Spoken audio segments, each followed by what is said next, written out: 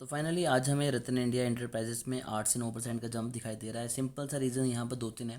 पहली बात तो ये है कि इनकी जो सब्सिडरी है रतन इंडिया इंटरप्राइजेस के बाद रतन इंडिया पावर, उसमें एक अच्छे रिजल्ट आया। वहाँ पर हाइप काफ़ी ज़्यादा बनी, लोगों ने अच्छी इन्वेस्टमेंट करनी शुरू की, तो कहीं ना कहीं उसका इम्पैक्ट हमें इनकी पेरेंट कंपनी के ऊपर भी दिखाई दे रहा है। और भी बहुत सी चीज़ें हैं, सभी को डिस्कस करेंगे। पिछले 5 दिनों में 8% की तेज़ी, पिछले एक मंथ में 9 से 10% की तेज़ी, 6 मंथ में 6 से 7% की तेज़ी, एक साल में स्टॉक ने 115% के रिटर्न दिए, 5 सालों में 1365% के पॉजिटिव रिटर्न स्टॉक ने निकाल के दिए हैं। और मैक्स जो चार्ट है वो भी यही कह रहा है। बेसिकली यहाँ पर कोई भी मेजर न्यूज़ नहीं आई है, ना ही कोई मेजर अपडेट आया, लेकिन जो मेन रीज़न है स्टॉक में ऊपर जाने का वो है यहाँ पर एक्सपेक्टेशंस रिजल्ट को लेके।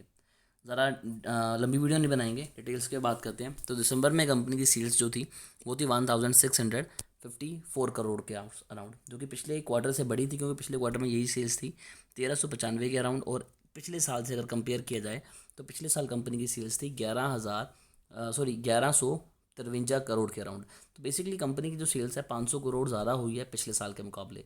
नो डाउट कंपनी के एक्सपेंस भी उसी हिसाब से बढ़े हैं और ज़्यादा फर्क नहीं है एक्सपेंसेस में। तो उस हिसाब से अगर चले तो डेफिनेटली कंपनी में कुछ ड्रॉबैक्स हैं।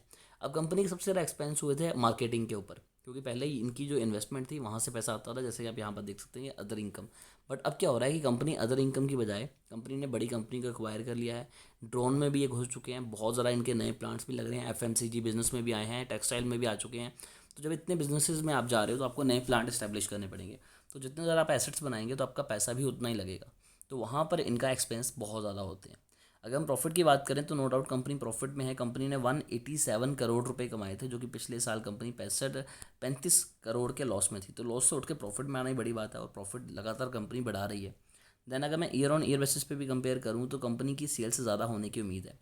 अब अगर बात करें ओवरऑल तो कंपनी लॉस में थी। कंपनी का जो लॉस था वो था 286 करोड़, जो कि लास्ट ईयर कंपनी प्रॉफिट में थी 554 करोड़ के। तो इतने बड़े प्रॉफिट से जब लॉस में जाते हो तो डेफिनेटली इंपैक्ट पड़ता है। इन्वेस्टर्स की भी बात की जाए तो आप यहाँ पर देख सकते हैं कि मेजोरिटी में स्टेक्स कंपनी के प्रमोटर के पास है, और एफ ने भी अच्छा खासा पैसा लगाया हुआ है। डीआई की होल्डिंग कम है, बट एफ और प्रमोटर के पास ही मेजोरिटी में स्टेक्स हैं। बाकी 15-16% के अराउंड जो होल्डिंग है वो यहाँ पर पब्लिक के पास है। अब रिजल्ट डेफिनेटली अच्छे आने की उम्मीद है, क्योंकि यहाँ पर अगर वॉल्यूम देखें तो स्टॉक में वॉल्यूम बहुत ज़्यादा बढ़ता हुआ नजर आ रहा है। पहले ही वॉल्यूम नहीं आ रहा था, बट अब वापस से स्टॉक में वॉल्यूम बढ़ रहा है। और स्टॉक ने 200 डे मूविंग एवरेज के ऊपर सपोर्ट लेके 50 डे मूविंग एवरेज को भी ब्रेक कर दिया।